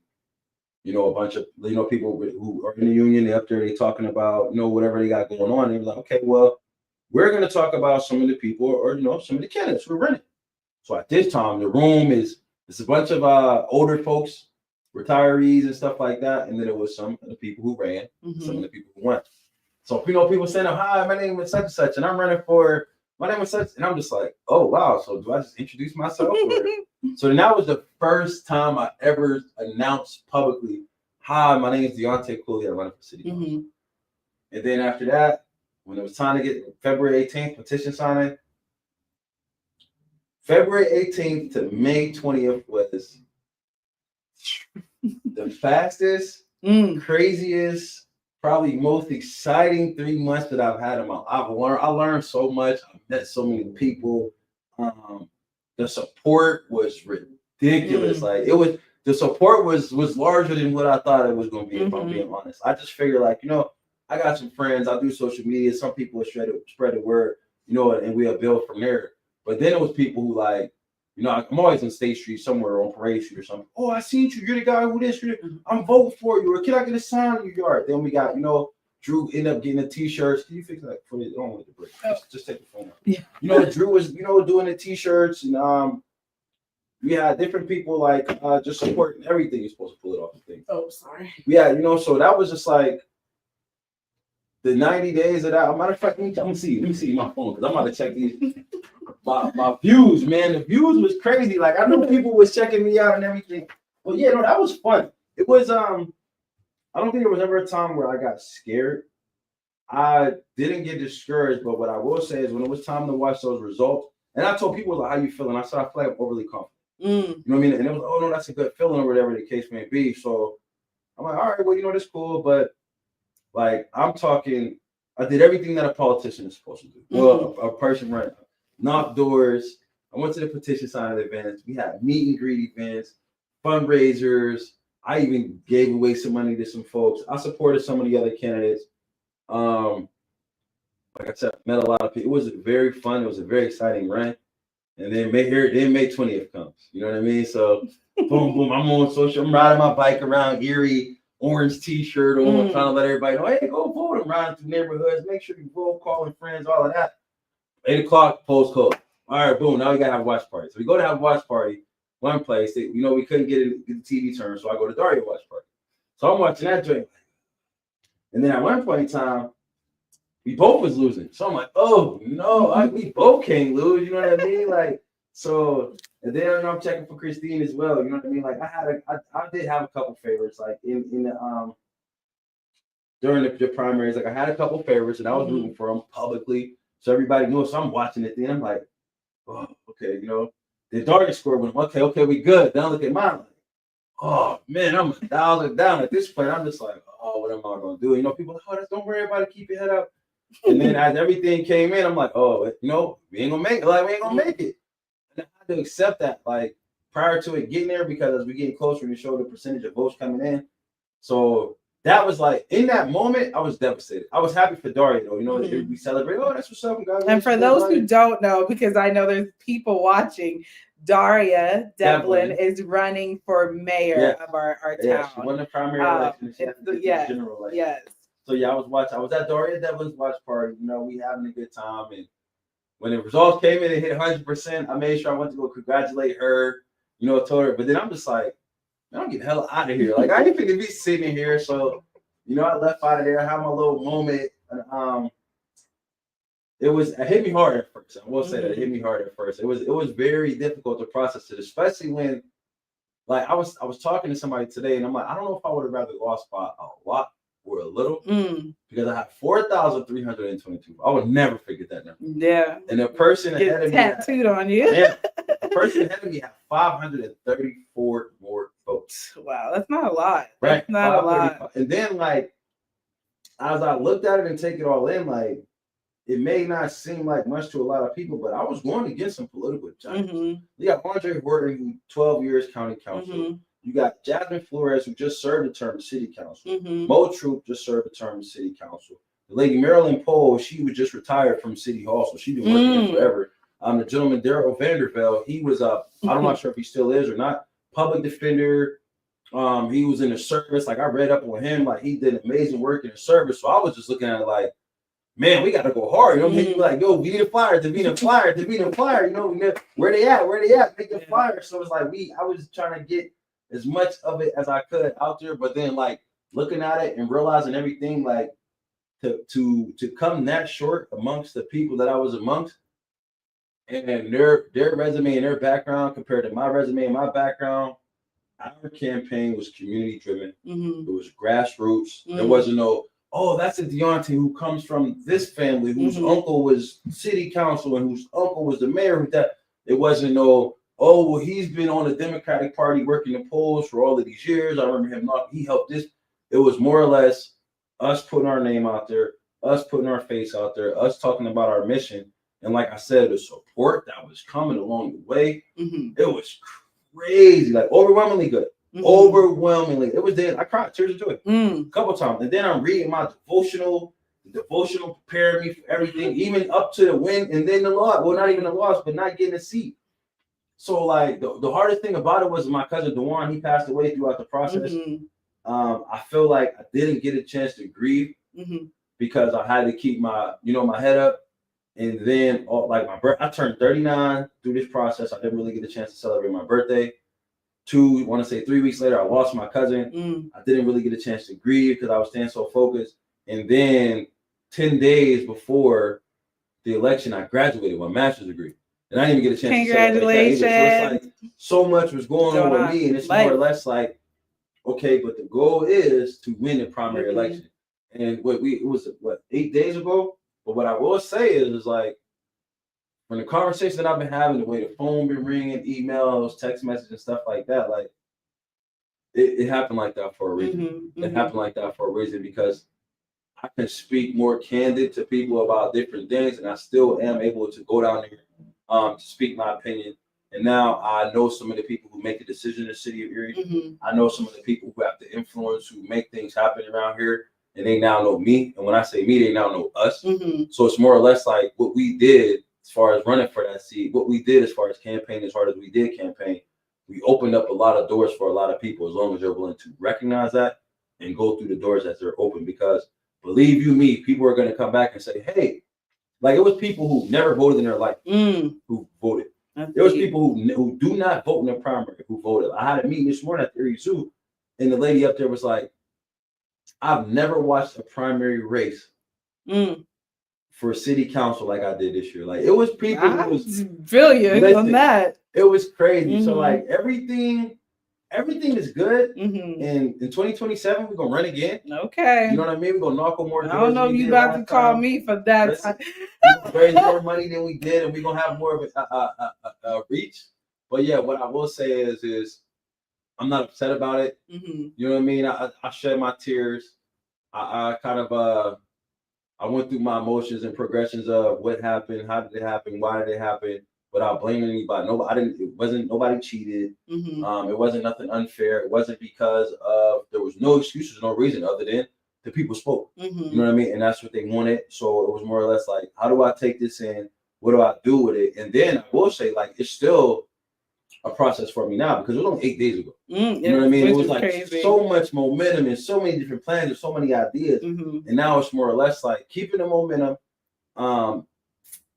staying relevant, and then bringing more people in to be like, yo, it's eyes on. It wasn't me. I didn't run. We ran.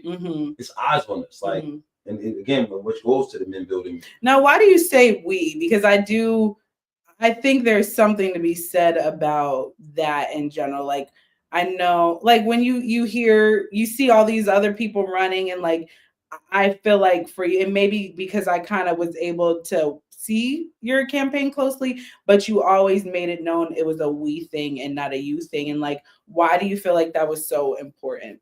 Because, and I guess it goes all the way to what you said earlier. Like, I could have left here. I mean, like, you think about it. I made a post about this. I have a master's degree. Like 10% of men in the United States of America have a master's degree. Wow. You know what I mean? So there are opportunities for me to get jobs in places just because of, prior to the whole deal, whatever the case may be. But I'm also qualified for a position. You know what I mean? So it's like, people have opened doors for me. People are willing to talk to me. People are inviting me into different places, and it's not just for me. So when I was saying we, what I was saying and what I'm continuously saying is people are watching me to see what I'm going to do next. They're asking how they can help me. They're asking how they can support me. And I'm telling those people, it's not about me. I got me, but I have friends who need help, or I know a neighborhood that could use this type of assistance. I can take you there. I can work with you. I can point you in the right direction, but it's more or less like, I'm not a self-made man. You know what I mean? Like, I have no problem with saying that. When I have moments where I need to seek advice, I seek advice. I have a kitchen cabinet, as they call it, to people who I can throw ideas off, bounce ideas off. There are people who support me. There are people who I support. There are people who are looking for the same opportunities that I'm looking for, who aren't bold enough to put their face on it like I am, who aren't bold enough to put their name on it like I am, but they are willing to do the work if the door is open. So when I'm saying we, I'm more or less talking for the people who support me behind the scenes, the people who support me loud, proud, the people who are afraid to say what they want to say because they have jobs that prevent them from doing so, or they have relationships that prevent them from doing so. And for people who don't know how to articulate their words, for them to be listened to and not heard. Because we as people, as younger people, have an issue with feeling like we're not being heard, we're not being listened to, and then attitude comes out. Your voice gets loud, you get to pointing fingers and blaming. So it's more or less like, I'm one man, and there's probably 100 doors open for me right now, and I can only walk through one at a time. And then even the other doors that are open for me aren't even for me. It's just like, oh wow, there's Deonte. I wonder if he can fit in here. So, you know what I mean? It's like putting a square in a circle. It's like somebody looking at me like, he's a square, we got a circle. I don't fit in a circle spot, but I know a circle. So it's like when somebody calls me and says, hey, Deonte, do you do videography? Oh yeah, no, let me call Ashton. Let me get him right. Boom, you know what I mean? Oh, I need to get a loan or whatever the case may be. Let me call my man Ashton. You know what I mean? I call different people like, I need training. You know any trainers? Oh yeah, I know some trainers. I need somebody to landscape. I don't do that anymore, but I know some landscape. You know somebody electrician, drywaller. You know somebody who does makeup, who cooks meals. Where can I get fashion from? So when I say we, it's more or less like the people that I was raised with, the people who I grew up with, the people who cheered for me when I was going in the right direction, the people who put money in my pocket when I didn't have any money, the people who just like sent me love, sent me encouragement, sent me acknowledgement without wanting to be recognized. Like, it's about those people who don't want their face to be seen, but want their voice to be heard, want their work to be acknowledged. They want their flowers mentors, they want their resources, they want their opportunity. So the we's are all the people in the city of Erie who haven't done it, who aren't doing it, but want it. Mm-hmm. Awesome. So I gotta insert myself in this whole campaign journey too, because first of all, I did not expect to be helping nobody with no campaign. I know my sister ran back in 2018, 2019, and I was like, I'm not doing anything with politics ever. Like I remember saying I'm gonna run for city council because I was class president, and then I'm like, I don't like politics. And somehow you just caught me at the right time, but I came to one of your meetings and I'm like, okay, how can I help? How can I help? For those who don't know, Deonte's really helped support me through my brand. He's been very encouraging, and he's encouraging to many people.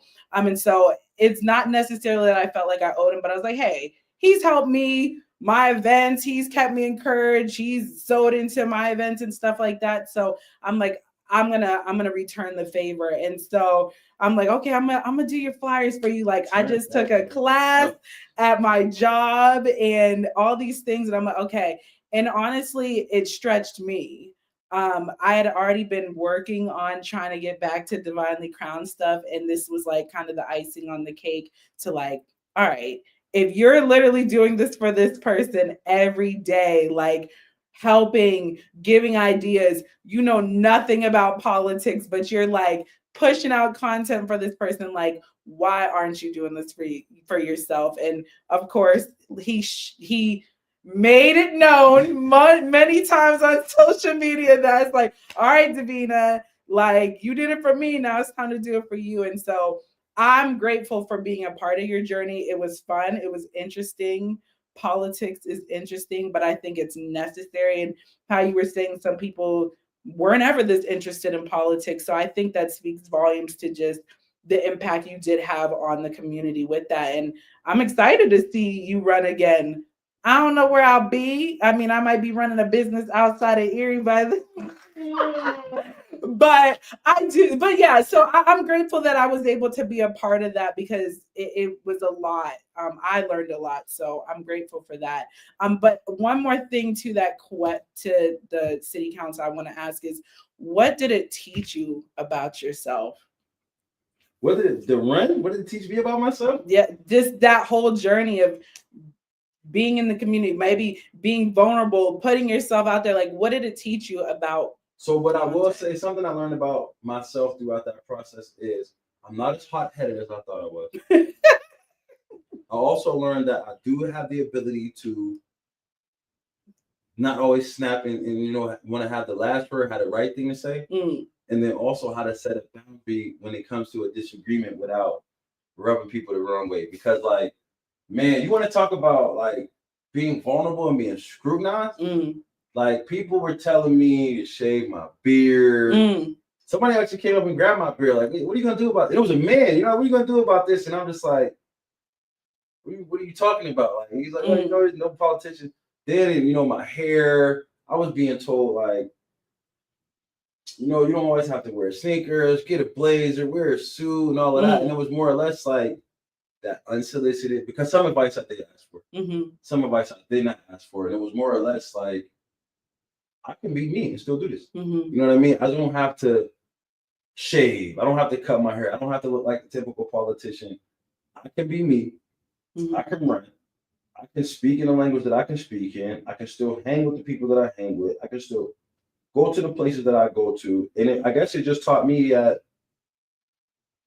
public service or just public service, regular people, just like you and I. You know what I mean? I feel like we hold people to such a standard that I used to look at some of them like larger than life. You know what I mean? Or hold them to a certain expectation of, and it's just like, yo, like, it's a nice day outside. Why can't I wear shorts? You know what I mean? Like, why can't I wear a tank top? Like, you know, I was being in the gym, you know, all of that. Like now it's like, why do I have to be so, because there's so many eyes on me. So what I did learn was people are always going to watch you. People are always going to criticize you. You don't always have to respond. And sometimes not saying nothing is the best thing to say, period. Because then you'll hear, like, what's crazy is from that interaction I told you with the man pulling my beard, somebody brought that to my attention. Like, yo, I love the way that you handled that situation because you broke a barrier of a stereotype. Mm-hmm. You stood there as a black man. And this was a white man saying this to me. You stood there as a black man with beards and dreads, and you did not act like what you typically look or what you look like.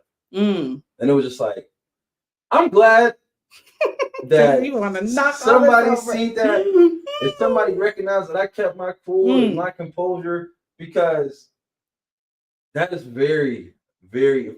That's more like, even people like, oh, can I touch your hair? Black people don't like that. Like that's worse than that to me. Like, you grab my beard. Like, if women have done that, and it's still like, yo, you're violating my personal, regardless of why you did it, or if you thought it was okay or not, you just violated me.